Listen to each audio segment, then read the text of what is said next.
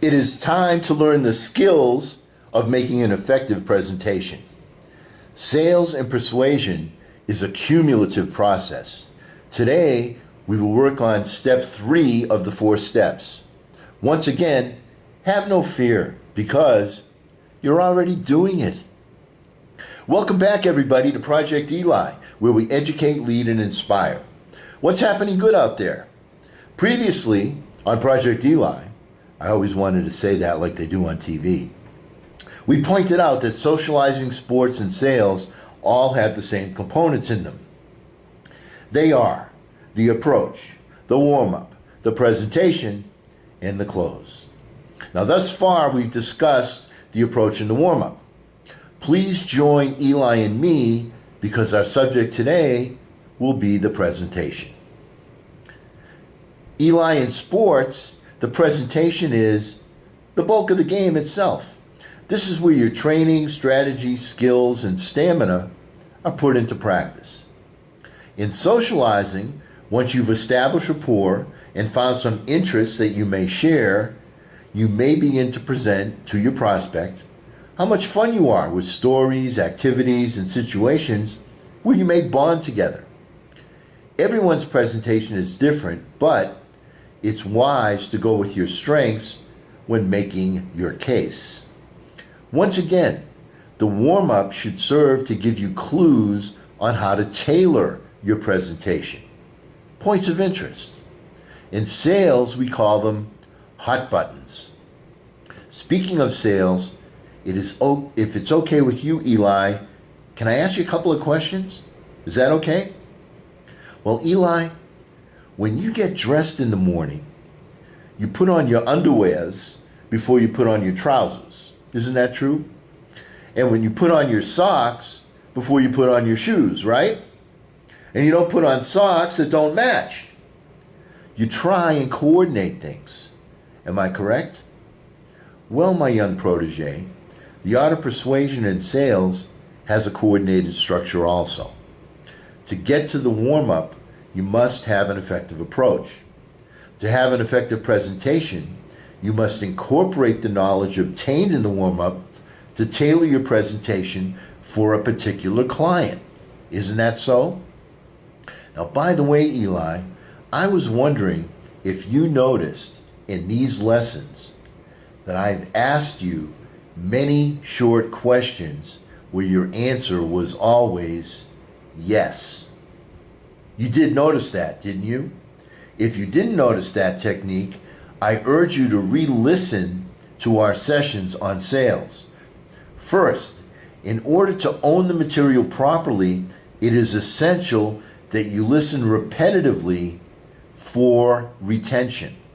And second, I purposely asked step-by-step questions to confirm that you A, got my point, and B, that you agreed with my points. Didn't I? Now, Eli, at this point in time, I'd like to give you the definition of sales. It is taking a person from point A to point B by asking a series of logical questions where the answer is always yes. Now, you can agree with that, can't you? That's very simple, isn't it? You see my handsome look-alike. The idea is to get your prospect to say yes, to get them to agree with you in very small steps. And when these small steps bring them to the top of the staircase, they will say yes to taking the final step, which is, of course, to buy your product or service, because they can logically see where it will add significant value to their cause or their ambition. You see, big guy, the object is to get them to buy and not for you to sell. People love to buy, or there'd be no shopping malls. They just don't like to be sold. How do people buy at the mall? Well, they go from store to store, they look around, and they say to themselves, no, no, no, no. Then they see something they like. They envision it fulfilling a particular purpose, They check the price tag, and they decide that they would be happier with the product than they would be with their money. They say, yes, yes, yes, yes. They buy. Same process, except you, Eli, become their middleman. Your function is to logically assist them in their purchase through your presentation. Logically. It's also your job to sell them their own dream right back to them. They need to envision what problem will be solved or what benefit will be enjoyed when they purchase from you. What will make them happier than they were before they met you? Also, always remember that happy is an emotion. Here's a key point to retain forever. People buy on emotion, but they justify their purchase with logic. Never forget that, Eli. So here is the proper technique. Your presentation should consist of a number of selling points followed by a confirming question of agreement. Isn't that right? When getting your agreements, employ short, choppy sentences to make sure that you're on track. That is, get agreements one step at a time. Yes, yes, yes, yes, yes. If you're doing the job right, your prospect's head should look like a bobblehead doll when you tap the doll's head, continuously nodding yes in agreement. Now here's a key point. During your presentation, be sure to not compound your points. It's a staircase, and you can't jump too many steps at once, or you'll have trouble maintaining your balance. Think of it this way. If your prospect has said yes to all of the little cumulative points that you made, the only logical thing is that they say yes when you ask the big question, the big yes. Remember, and this is an error frequently made, don't compound too many points before you receive a confirming agreement. These questions are the heart monitor the doctor attaches to his patient. You want a steady, rhythmic pulse. If you compound too many points before you get an agreement, you might miss a code blue and lose the patient. Now, there is much, much more to discuss regarding the presentation. So why am I pausing here? Because being able to ask questions where the answer is always yes takes practice, doesn't it? It's even harder than being a contestant on Jeopardy where you must answer in the form of a question, isn't it? You see, Eli, sometimes it takes a bit of thought to configure a question so that the answer is yes. You haven't done that before, have you? You see, the answer to that question is no, isn't it? Let's rephrase it. Let's turn it around. You see, Eli, sometimes it takes a bit of thought to configure a question so that the answer is yes. Am I right on that? Isn't that the case? Does that make sense? You can see that, can't you? Now, I have an assignment for you, big guy. First, it would be a great idea to re-listen to these sales lessons for retention purposes. My suggestion to you would be to do it the same way that I learned these lessons.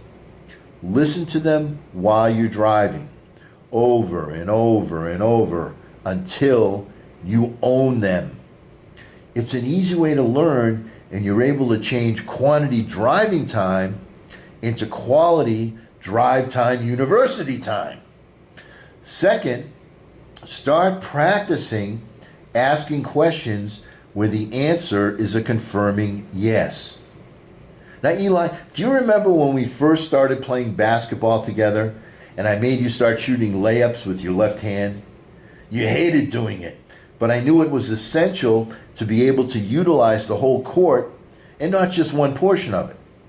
Now, Because you challenge yourself to leave the comfort zone of right-handed exclusivity, your total game is much improved, and you've given yourself more offensive options when you control the ball.